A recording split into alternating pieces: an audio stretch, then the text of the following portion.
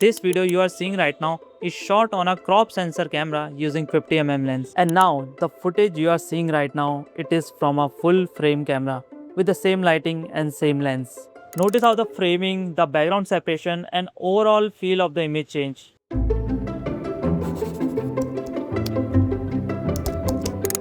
For a very long time, I thought the footage from a full sensor camera would always better than a crop sensor camera.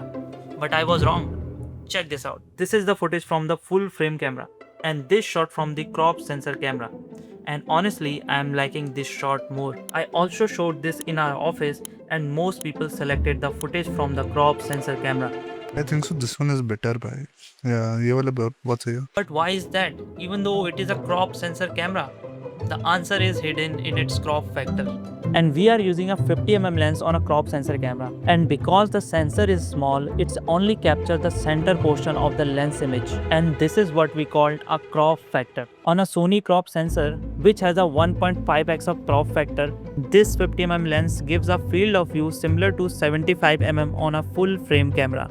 And that is why it looks more tighter, often more flattering, especially for the faces. And on the full frame camera, the lens remains an actual 50mm, so you get a wider field of view and a different perspective. So the difference you are noticing is just not about a sensor size.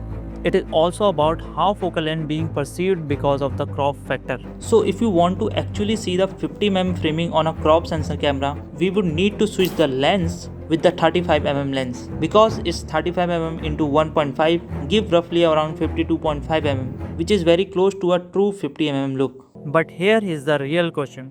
Which camera is actually better?